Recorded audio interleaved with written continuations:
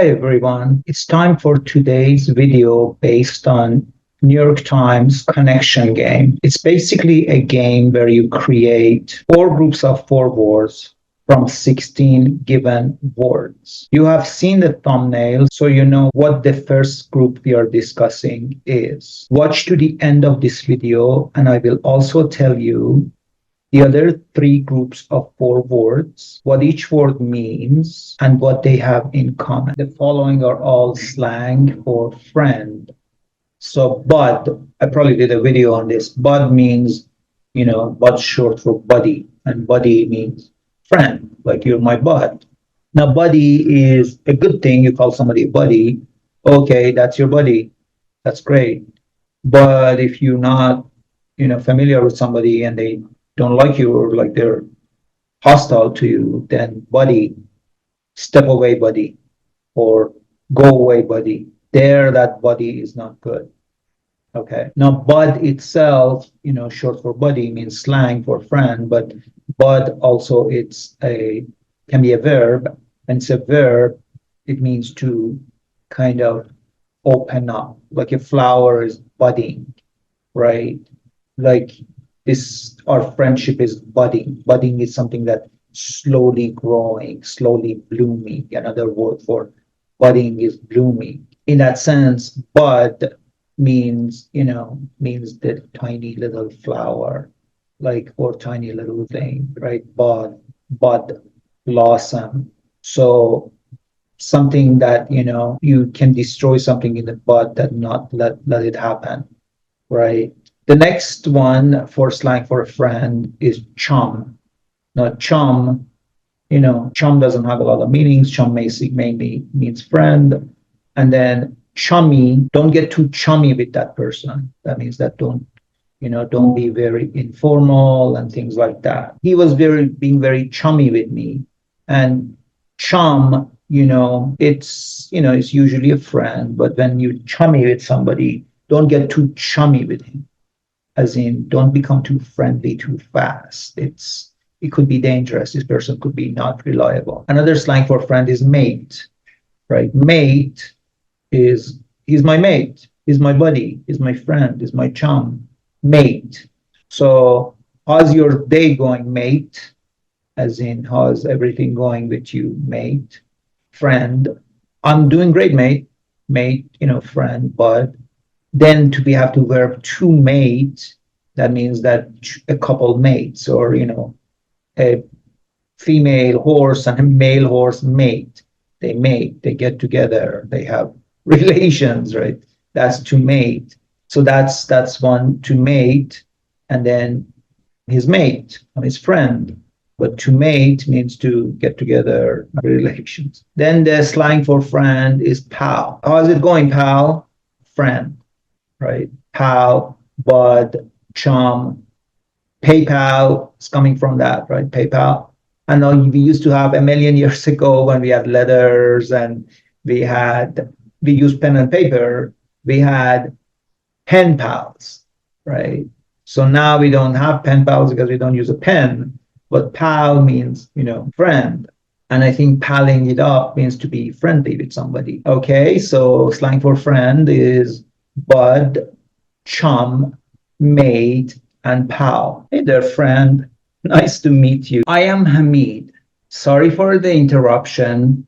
If you are enjoying this video and are looking to take your English fluency and vocabulary to the next level, I've got something special for you. I offer personalized one-on-one coaching sessions tailored to your unique goals and interests. Whether you're focusing on grammar, vocabulary, pronunciation, or all around communication skills, I'm here to help you master English in a way that's fun and effective. Ready to elevate your English? Click on the link in the description below to book your session with me today. Let's embark on this journey to English mastery together. Don't forget to like, share, comment, and subscribe for more tips and tricks on mastering English. And these are adjectives for a basement. Cold. So a basement can be cold. That's an adjective for a basement. Cold, Now, the thing is that you got to pay attention. In English, we have cool and we have cold and we have warm and we have hot. So cool is nice and cool. It's not so cold. It's not so bad. Cold is not pleasant. The same way hot is not pleasant and warm is pleasant. So cold, it's, a basement is cold. Now, cold, they treated me very coldly. So it could be emotional thing, right? That's not, he was very cold to me. If you say he was very cool to me, that's a good thing. He was very cold to me. That's not a good thing. That means to really not be nice to somebody. He was very cold. He had a very cold tone. So cold is used with emotional thing. And giving somebody the cold shoulder, he gave me the cold shoulder, as in he kind of ignored me, brushed me off, right? And the other for adjective for basement is a dank. This basement is dank, you know, dank. It's not, it's cold and, dank. Another adjective for basement is dark. Of course, a basement can be dark. Dark is, dark is the opposite of light. It's dark. The basement is dark. And then, but darkness is, we have light and we have darkness, and dark also means sinister, means almost diabolical, but it's not always that dark. Like he has a dark sense of humor. That means that, he's kind of, has a crazy sense of humor, but it's not dark. But that was a dark thing that happened, as in it wasn't nice, it wasn't pleasant, it was pretty bad. Dark times, right? And then we have dark ages, which is the time before Renaissance was dark ages. Dark, of course, can be also dark skinned, right? If I was a different complexion, I would be dark skinned. People from Africa are dark skinned.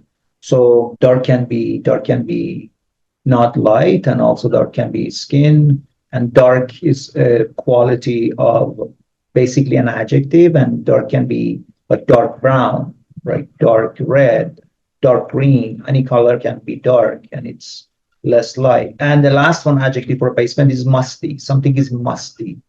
When something is musty, it's not very nice. It kind of smells bad, and it's kind of, it's got that smell, that kind of old smell and musty. So when you go to the basement that is musty, it's not a nice feeling. It's not a good experience to experience something musty. Okay, then these words are stubble. Stubble basically means facial hair, right? So fuzz is a type of stubble. So fuzz means kind of a little bit of hair for stubble. Fuzz is basically very little hair on anything. Like peach, the fruit peach has some fuzz on it, peach fuzz, because it's got little tiny hair. That's fuzz, right? I just wanted to say to you that I want to appreciate you watching my videos and say that English can be hard. It can be frustrating. It can really get to you. So please, if you get frustrated, just keep going, keep at it, because it will get easier. It's a tough language. I've been doing it for more than 40 years. But the thing about it is that it would be extremely rewarding. Your English is going to be better than American speakers and British speakers, because they were born to that culture and you're learning it actively. So if you get frustrated, just keep going, keep learning, keep coming and watching my videos, keep watching videos with English subtitles. Don't use dictionary, think in English. Okay, so fuzz, that's basically it. But then fuzzy, and something is fuzzy.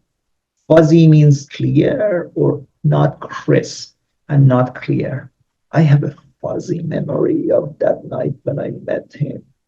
Fuzzy, very bit, kind of like not very clear. And that's, we have fuzzy logic, which is kind of like logic, which is not very clean cut, which is not very crisp. Scruff. Scruff is stubble. So, somebody can be scruffy, and scruffy is not a nice adjective. It's kind of like disheveled. That person was scruffy. And scruffy means kind of like, disheveled and disorganized and not very tidy and not very nice. Shadow is actually used for stubble, for hair.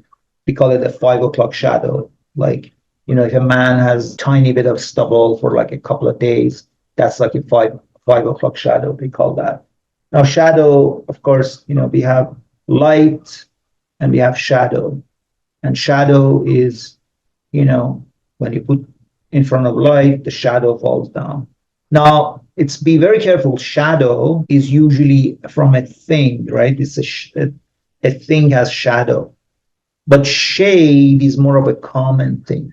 That's a shade. That's a shady area.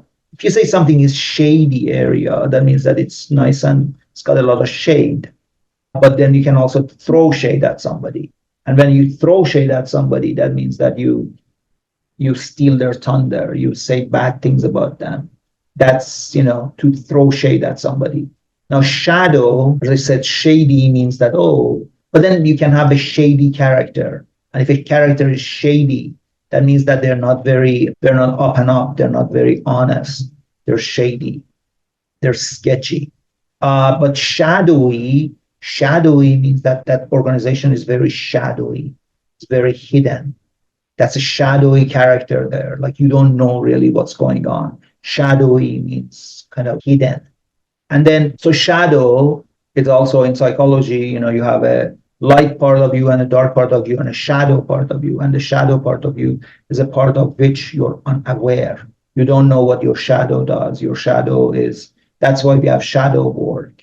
That's why shadow means the part of which you're unaware. That's shadow. And then we have to shadow. To shadow somebody means to track them, to follow them, to pursue them.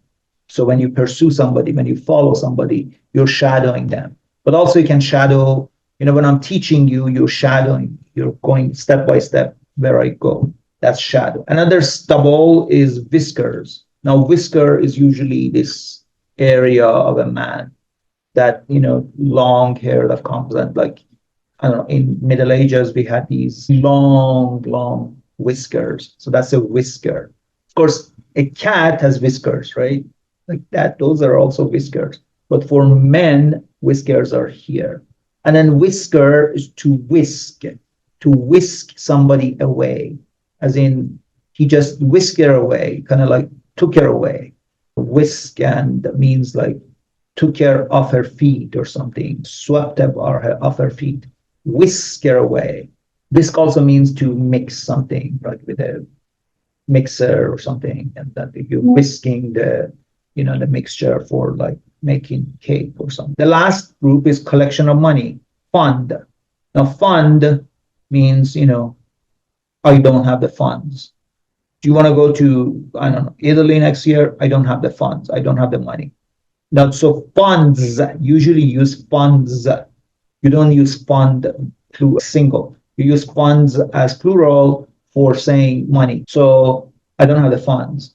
Do you have and then you have funding, this company has the funding, as in they have the money, right? But then to fund, somebody is going to fund this project. Somebody is going to pay for it. Somebody is investing in it. Fund it. Can you fund me? Can you like invest in me? Collection of money is also kitty. Now, kitty, I don't really use that kitty in that sense, but kitty apparently is collection money. This is my kitty, whatever, my money. But kitty in general is, kitten, which is cute little cat. So kitty is usually used that for a little cat, that's a kitty or kitten, but usually we use kitty. And also because say kitty corner, which is like on the corner there. Collection of money can also be pool. Now pool, let's pool our money. Let's pool our resources. So when you pool something together, you bring it, and okay, again, let's pay attention. Pool, P-O-O-L-L, not pull, P-U-L-L. Pull means, I'm pulling you. I'm pulling your leg, which means I'm making fun of you. Right? Pool, P-O-O-L, means, like where you have water. It's a swimming pool, right? Pool. an intelligence pool where, put all your intelligence there.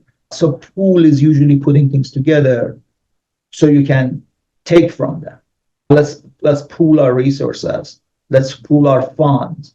Let's pool our ideas. Whenever you pool something, you put it together to use it later. And then last one is pot. Now, collection of money, pot. So, pot is, what's the pot that's usually used for, like, is usually for poker or something. What's the pot? But pot means mainly like pottery, the jar or the kind of a thing that you create. That's a pot. What's the pot? You say that in poker, as in how much money should I put in this thing? What's the pot? And then pot also, of course, is also cannabis. It's a, weed. Okay. So I hope you enjoyed this. I hope you learned something. Come back to